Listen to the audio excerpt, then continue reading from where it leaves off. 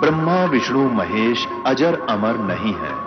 इनका भी आविर्भाव अर्थात जन्म तथा तिरोभाव अर्थात मृत्यु होती है। प्रमाण के लिए देखिए देवी भागवत महापुराण। ब्रह्मा, मैं, विष्णु और शिव, यह तुम्हारी प्रभाव से जन्मवान है। हम तो जन्मवान है, हमारा तो जन्म होता है और मरते हैं, नित्य नहीं है, हम अविनाशी नहीं है। फिर इंद्रादि दूसरे देवता नित्य किस प्रकार? पुणात्मा, आज से 600 वर्ष पहले परमात्मा ने यह ज्ञान सुनाया था जो आज दास सदग्रंथों में आपके रूबरू करा रहा है। गीता जी हिंदू समाज के अंदर एक बहुत सिरोधार्य और अच्छा सदग्रंथ माना जाता है और है, लेकिन इसके अंदर लिखा क्या है ये हमें आज तक नहीं पता था। परमेश्वर कबीर जी ने 600 वर्ष पहले बताया था, क्योंकि वो परमात्मा है। अब देखिएगा श्रीमद् भगवत गीता, गीता प्रेस गोरखपुर से प्रकाशित है। जयदयाल गोविंद का इसके अनुवादक है। ये अध्याय 7 है श्रीमद् भगवत गीता। या 12 नंबर श्लोक देखें, इसमें लिखा है, और भी जो सतोगुण से उत्पन्न होने वाले भाव हैं और जो रजोगुण तथा तमोगुण से होने वाले भाव हैं, उन सब को तो मुझसे ही होने वाले हैं ऐसा जान, परंतु वास्तव उनमें मैं और वे मुझ में नहीं है। अब रजगुण सतगुण तमगुण ये क्या है, ये थोड़ा सा कंसेप्ट क्लियर करना पड़ेगा। रजगुण ब्रह्मा जी, सतगुण विष्णु जी, तमगुण शिव जी। देखिएगा मार्कंडेय पुराण, यहां से प्रारंभ करते हैं। गीता प्रेस गोरखपुर से प्रकाशित है। सचित्र मोटा टाइप गीता प्रेस गोरखपुर से प्रकाशित है। ये प्रकाशक के मुद्रक हैं गीता प्रेस गोरखपुर, गोविंद भवन कार्यालय कोलकाता का संस्थान। ये इनके फैक्स और फोन नंबर है। इसके 123 पृष्ठ पर देखिएगा। 122 से शुरू करेंगे पहले हम, यहाँ देखना। अब मार्कंडे जी बोले मुने, अब यहाँ पढ़ेंगे हम 123 पे। इस तरह स्वयंभू परमात्मा की 3 अवस्थाएं हैं। रजोगुण प्रधान ब्रह्मा, तमोगुण प्रधान रुद्र, सत्व प्रधान विश्वपालक विष्णु हैं। ये ही 3 देवता हैं और ये ही 3 गुण हैं। स्पष्ट हो गया? ब्रह्मा विष्णु महेश कहो चाहे तीनों गुण कहो, रजगुण कहो चाहे सतगुण कहो, तमगुण कहो, यही 3 देवता हैं और यही 3 गुण हैं। इससे बढ़िया कंसेप्ट तक है, हम क्लियर हो एक ना, फिर भी और दिखाएंगे। अब ये कहता है कि ये तीनों गुणों से जो रहा है इसका निमित्त कारण मैं हूं। काल कह रहा है, गीता का ज्ञान कौन दे रहा है? श्री कृष्ण में प्रवेश करके यूं काल बोल रहा है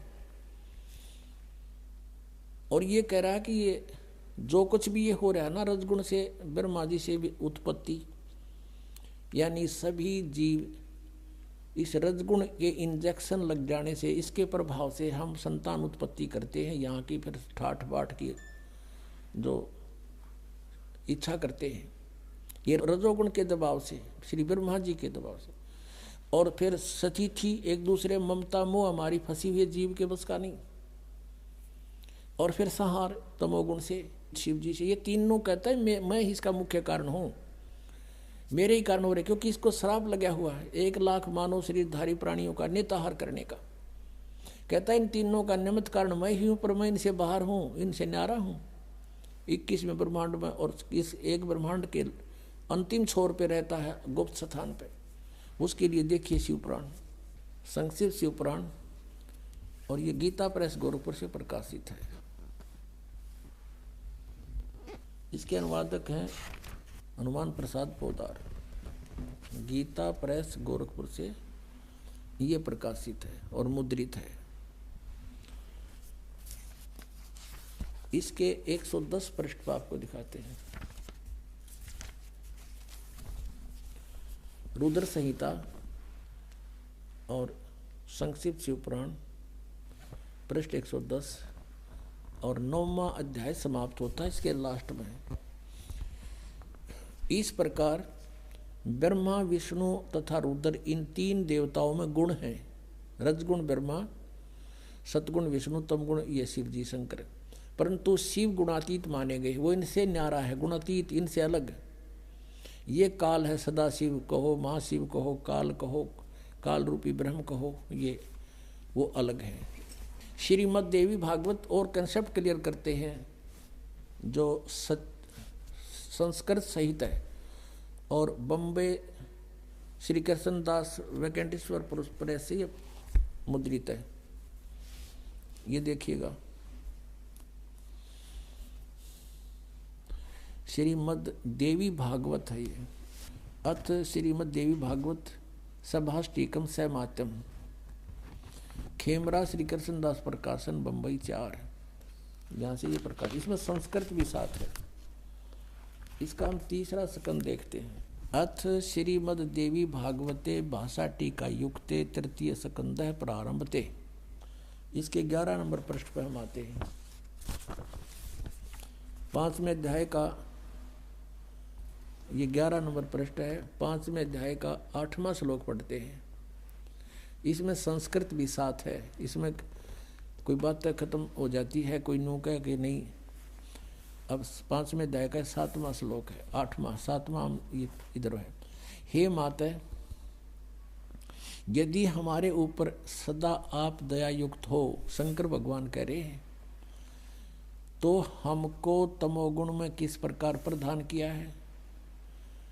ब्रह्मा रजोगुण और हरि सतगुण युक्त किस प्रकार किए हैं? युक्त क्यों किए हैं? किस प्रकार किए हैं? अब यहाँ हम 8वां देखते हैं, संस्कृत भी देखते हैं, क्योंकि ये देवनागरी लिपि है। ये 7वां समाप्त हुआ, 8वां यहाँ से शुरू होता है। यदि दया धर्मना न सदाम्बिके कथम अहम विहित है। शंकर भगवान कहते हैं, यदि तू हमारे पर दयालु है तो इसे बुंडे कुकर्म में हमने क्यों लगा रही है, और क्यों हम इस एक के गुण युक्त बना दिए? हमारे बस की बात नहीं। कथम अहम विहित है, किस प्रकार मैं बना दिया? तमोगुण है। और कमल जय यानी कमल से उत्पन्न होने वाले ब्रह्मा जी को रजोगुण संभव, रजोगुण क्यों बना दिया? सुविहिता किमु सतोगुण हरि, विष्णु को आपने सतगुण क्यों बना दिया? अब ये फाइनल हो गया। अब गीता जी के इस पवित्र ग्रंथ में हम समझ सकेंगे, ये कोड वर्ड हैं, और कोड वर्डों को टीचर बता सकता है, स्टूडेंट नहीं समझा करती। हमारे जो टीचर थे, जिनको हम विद्वान समझते थे, संस्कृत भाषा जानते हैं, वो अध्यात्म ज्ञानहीन थे। उनके मोतिया बंद हो रहा था अज्ञान का। अब दिखाते हैं आपको वही सदग्रंथ हमें क्या बताना चाहते हैं। यही श्रीमद् भगवत गीता, ये वही जो आपको अभी दिखाई थी। अब नए अध्याय 7 का हम फिर पुनः वो 12वां श्लोक पढ़ते हैं। ये 12वां श्लोक है। और भी जो सतोगुण से उत्पन्न होने वाले भाव हैं, और जो रजोगुण तथा तमोगुण से उत्पन्न होने वाले भाव हैं, उन सब को मुझसे ही होने वाले हैं ऐसा जान, परंतु वास्तव में उनमें मैं और वे मुझ में नहीं है। आगे देखना 13वें में क्या कहा? गुणों के कार्य रूप सात्विक, राजस और तामस, इन तीनों प्रकार के भावों से ये सारा संसार प्राणी समुदाय मोहित हो रहा है। इन तीनों गुणों से परे, रजगुण ब्रह्मा, सतगुण विष्णु, तमगुण शिव जी से परे मुझ अविनाशी को नहीं जानते। ये कहते हैं, काल कहता है, ये ब्रह्मा विष्णु महेश से ऊपर मुझे नहीं जानते। सारा संसार इन्हीं तक सीमित है। अब 14वें श्लोक में क्या कहा है? क्योंकि यह अलौकिक अर्थात अति अद्भुत त्रिगुणमयी मेरी माया, रजगुण ब्रह्मा, सतगुण विष्णु, तमगुण शिव जी के द्वारा फैलाया गया जाल, ये बड़ी दुस्तर है, बड़ी खतरनाक है। और जो व्यक्ति मुझ को निरंतर भजते हैं वे इस माया का उल्लंघन कर जाते हैं। यानी जो ब्रह्म साधना करते हैं वो इनसे ऊपर उठ जाते हैं, इनसे अधिक लाभ प्राप्त करते हैं। जो ब्रह्मा विष्णु महेश से ज़्यादा लाभ वो महास्वर्ग में चले जाते हैं। इसका भाव ये है। अब देखियो 15वें श्लोक में 7वें अध्याय के 15वें श्लोक में गीता जी में कितना कमाल कर दिया। माया के द्वारा जिनका ज्ञान हरा जा चुका है, त्रिगुण मई माया, रजगुण ब्रह्मा, सदगुण विष्णु, तमगुण शिव जी से आगे वो किसी को मानने को तैयार नहीं। इनकी बुद्धि वहीं तक बंद होगी। इनके द्वारा जिनका ज्ञान हरा जा चुका है, रजगुण ब्रह्मा, सदगुण विष्णु, तमगुण शिव जी द्वारा, माया द्वारा, और इनसे आगे किसी की भक्ति नहीं करते। उसके विषय में कहा कि असुर स्वभाव को धारण किए हुए, मनुष्यों में नीच, नराधमा और दूषित कर्म करने वाले मूर्ख, दूषित कर्म करने वाले मूढ़ लोग मुझको नहीं भजते। यानी इस सीधा सा अर्थ हो गया कि कोई भजने की बात है, ब्रह्मा विष्णु महेश की पूजा करते हैं वो, ये गीता ज्ञानदाता कहता वो मुझे नहीं भजते, क्योंकि ये काल बोल रहा है। अब फिर पढ़ो 15वां 7वें अध्याय का। कहते माया के द्वारा जिनका ज्ञान हरा जा चुका है, त्रिगुणमयी माया, रजगुण ब्रह्मा, सदगुण विष्णु, तमगुण शिव जी तक जिनकी बुद्धि बंद हो ली और की नहीं सुनते कति, असुर स्वभाव को धारण किए हुए, राक्षस स्वभाव को धारण किए मनुष्यों में नीच और दूषित कर्म करने वाले मूढ़ लोग मुझको नहीं भजते। पुण्यात्माओं, ये कोड वर्ड है, सांकेतिक शब्द हैं। इनको टीचर ही समझकर आगे स्टूडेंट को बताया करते हैं। इसका क्या अर्थ बना है कि जैसे जो रजगुण ब्रह्मा, सतगुण विष्णु, तमगुण शिव जी की पूजा करते हैं वो राक्षस स्वभाव को धारण किए हुए, गीता जी में लिखा है। और दूषित कर्म करने वाले मूर्ख, मूढ़, राक्षस स्वभाव को धारण किए हुए, मनुष्यों में नीच, मनुष्यों में नीच और दूषित कर्म करने वाले मूर्ख। गीता ज्ञानदाता यानी ब्रह्म कहता है मेरी पूजा भी ना करते ये। एक समय एक भस्मागिरी नाम का एक तपस्वी था, तमोगुण शिव की साधना करता था और भगवान शिव के गेट के सामने धरना धर दिया, ऊपर को पैर नीचे को शीश करके शिरासन पर 12 वर्ष खड़ा रहा। एक दिन पार्वती के प्रार्थना से भगवान शिव से कहा पार्वती जी ने कि आप तो देवों के देव हैं, महादेव हैं, आपका भगत क्या मांगता है, इसको देव यहाँ से चलता करो, इसको समय सुबह सुबह माथे लग गई हो यहाँ पर। भगवान शिव ने कहा कि बोल भाई भस्मागिरी क्या मांगता है। भस्मागिरी ने कहा कि आप वचनबद्ध हो जाओ प्रभु तब मांगू। शिव जी ने कहा वचनबद्ध हो गया बच्चा, मांग क्या मांगता है।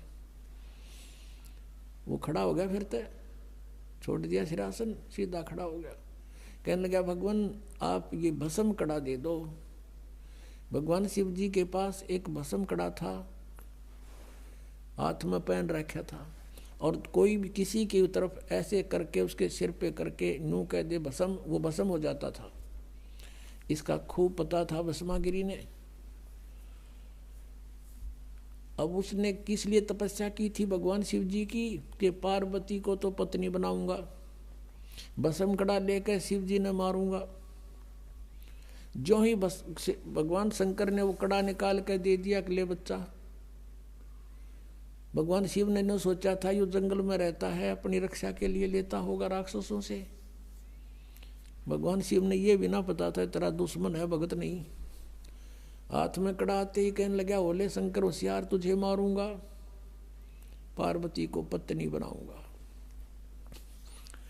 अब जो तेवर बदले दिखे श्री भगवान शंकर जी ने, तमोगुण शंकर ने, और अपने पुजारी की से के, तो भगवान शिव जी ने वहां से फिर खका उठा दिया, 100 की स्पीड पकड़ दी, भाग लिए जोरते। पीछे पीछे भस्मागिरी, आगे आगे भगवान, पाछे पुजारी, आगे और भगवान, और उनका सांग लिकट रहा वहां पे। अब कहते हैं फिर विष्णु रूप में परमात्मा आए पार्वती रूप में, और उसको कहा भस्मागिरी डट जा, क्यों भाग रहे हो? आप मेरे लिए ही तो प्रयत्न कर रहे हो, रुक जाओ, कि पहले मैंने इसका काम कर लेने दे फिर रुकूंगा। भस्मागिरी कहता पहले शंकर न मार लो फिर बात करूंगा तेरे से। तो भगवान रूप पार्वती रूप में भगवान ने कहा कि देखो आपके पास भस्म कड़ा है, वो आपके पास निकट थोड़ा आ सकता है, और आप आओ मेरे साथ कुछ बैठेंगे बातें करेंगे। वो डट गया, रुक गया। तो फिर वो कहने लगी डांस करके दिखा मुझे। भस्मागिरी कहता मैं तो साथ भक्ति तपस्या करनी आदमी हूँ, मैंने डांस तो ना करना तक ना, डांस तक करके दिखाना पड़ेगा तब मैं प्रसन्न होंगी। तो उन्होंने बोला करने लग गया डांस कि मैं बताती हूँ ऐसे करो नो करके, और जो उनसे हाथ में कड़ा था वो सिर पर करवा लिया, और कर ऊपर और कर। जब ऊपर आ लिया, जब उन्होंने कह दिया भस्म, वो भस्मागिरी मर गया, भस्मासुर कहलाया। फिर उसके बाद वो राक्षस। फिर विष्णु रूप धारण करके वहां पहुंचे भगवान शंकर, जहां एक्सप्रेस हो जा रहे थे, वहां जाकर खड़ा होके कि डट जा भोलेनाथ, डट भगत भाई रुक जा। अब देखा विष्णु जी है, भागले आ जा, भागले। बोला कहाँ क्या क्यों भाग रहे हो? कि भस्मागिरी ने मेरे से ऐसे धोखा कर दिया। तो भगवान विष्णु रूप में परमात्मा थे, वो पूर्ण ब्रह्मा की रक्षा करते इनकी। कहने लगे कि देख वो मैंने मार दिया, ये तेरा भस्म कड़ा रहा, पकड़े ना जच्ची उसका, कि उसका तो बहुत भयंकर रूप विकराल रूप था, वो नू कैसे दे दिया कड़ा। तब वापस आए, बताया कि ये राख पड़ी उसकी, यहाँ मरा वो। तो भगवान शिव जी का कलेजा ठंडा हुआ। आरामी न भगवान माने थे, यह कथा रोज पढ़ा करते कि भगवान भस्मागिरी का आगे भाग लिया शंकर जी। अगर अविनाशी होते, अजर अमर होते तो कहते आजा भाई, करके करेगा। जैसे कबीर परमात्मा को ऐसे काट दिया था, 50 टुकड़े कर दिए थे, उस शेख तकी ने करवा दिए थे, और न्यो के न्यो खड़े हो गए भगवान सामने। और भी बहुत सी यातनाएं दी थी, पर मालिक उसमें गंगा में डुबो दिए थे, बाहर खड़े पाए थे। अपने आत्मा ये तमोगुण के पुजारी राक्षस कहलाया, भस्मागिरी नहीं, भस्मा असुर कहलाया उसके बाद वो।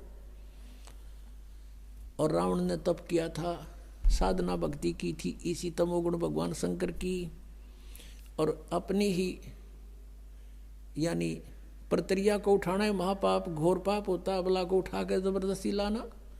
और फिर वो भगवान उसके शिव जी के बड़े भाई की पत्नी यानी विष्णु की पत्नी तो माँ के तुल्य होगी, और शिव जी का पुजारी सीता ने ढा ले गया, कौड़ को बद कर दी, राक्षस कहलाया, कुत्ते वाली मौत मरा।